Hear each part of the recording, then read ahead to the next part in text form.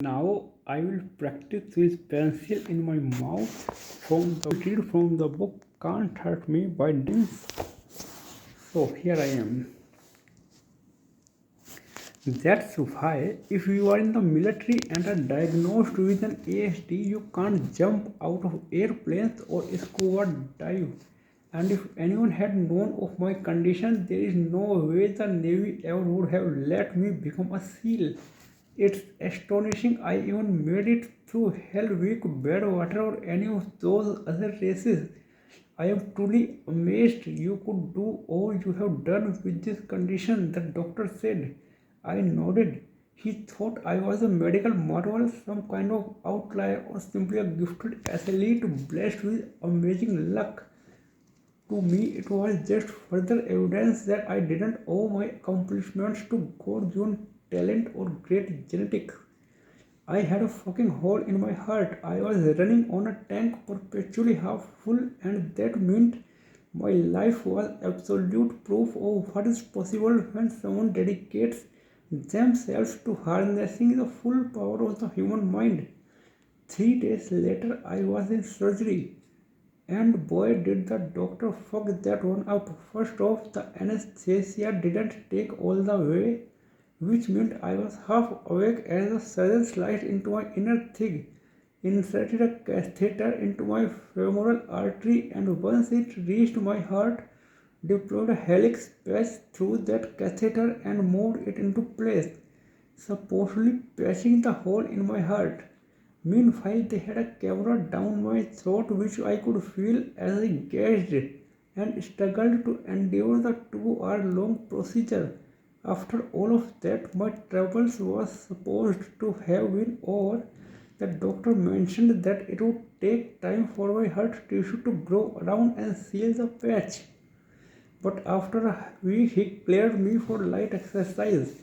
Roger that, I thought as I dropped to the floor to do a set of push-ups as soon as I got home.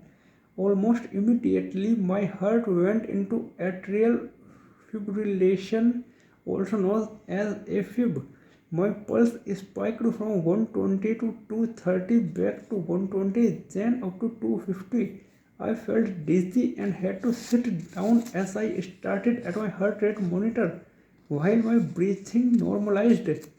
Once again, my resting heart rate was in the 80s.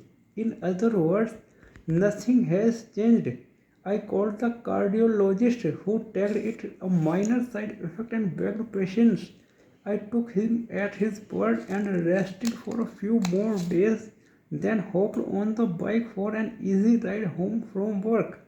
At first all went well, but after about 15 miles, my heart went into a fib once again. My pulse rate bounced from 120 to 230 and back again across the imaginary graph in my mind's eye with no rhythm whatsoever. Kate drove me straight to Balboa Hospital. After that visit and second and third opinions, it was clear the patch had either failed or was insufficient to cover the entire hole, and that I had need a second heart surgery.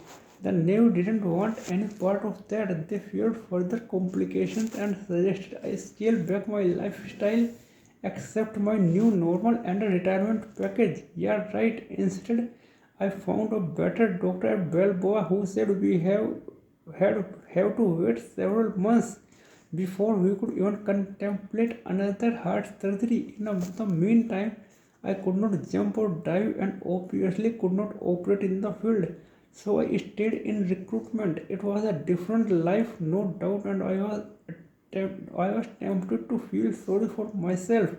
After all, this thing that hit me out of the clear blue changed the entire landscape of my military career.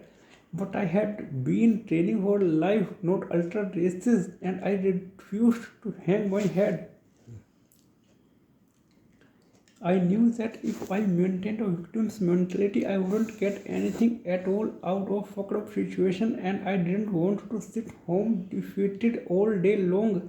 So I used the time to perfect my recruitment presentation. I wrote up sterling AARs and became much more detail oriented in my administrative work. Does that sound boring to you? Fuck yes, it was boring, but it was honest and necessary work, and I used it to keep my mind sharp for when the moment came that I would be able to drop back into the fight for real, or so I hoped. That's it for the day.